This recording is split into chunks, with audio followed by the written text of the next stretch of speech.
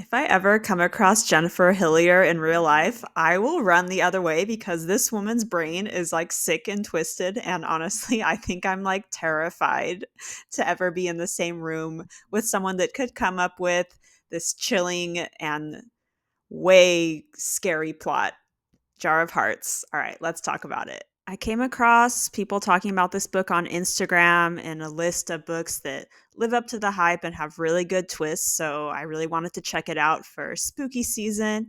And let me just say, this book is not for everyone. There are a lot of difficult things that you have to stomach to read this book. So some of the trigger warnings, I feel like I sound like a psychopath for like saying I enjoyed reading a book about uh dismembered bodies, dead kids, lots of rape. I know. But all these things are necessary to continuing the plot and making this book so scary and unsettling. And I mean, we all watch horror movies around Halloween and scary Netflix crime documentaries. So, yeah, if you like that kind of thing, you'll definitely like this book. It just really got to me and really shook me. Like my jaw was actually hanging open when I was reading the climax. And usually, like, I don't really get scared or all that like shocked when I'm reading thrillers, but this book really, really is pretty good. So I'll talk about the plot without giving spoilers away, of course. I would never do that to you. We have these three best friends from high school, and everything goes to shit when our main character, Geo, like falls in love with this older guy who becomes a serial killer.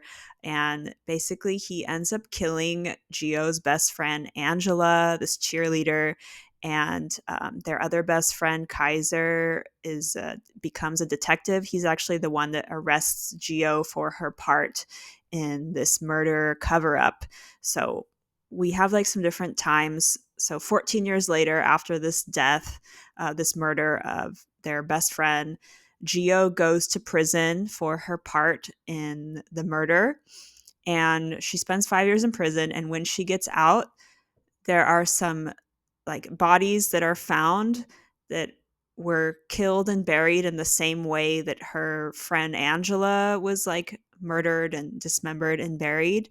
And so they're trying to figure out if it's the serial killer Calvin, who has like come back because he escaped from prison. We don't really know what's going on. There's a lot of like things that are coming back to the present that she's been trying to run away from, her part in this murder and the connection to the new murders. And it's just a really, really good story, really dark. There's a lot of time during the book spent in prison. And I thought this was really interesting. It's very kind of like Orange is the New Black. You see a lot of like how she becomes she has this really strong character and you want to like her, but like deep down she's not a good person. None of these people are good. And yeah, I just really like this story. There's this theme that's you see what you want to see and you don't really know people truly. I just really like this book. You should definitely check it out if you're looking for like something really dark and scary, but just be aware it's more, the end is definitely more horror than you might be expecting. So read at your own risk. I don't know if I'm going to read more by this author. She, like I said, she kind of scares me. So that's why I'm reading something light and fun right now. I'm reading a book called Very Nice, which I might do a book review on. But yeah, stick around for more scary book reviews as we continue in spooky season. And Tisha and I will see you next time. Bye.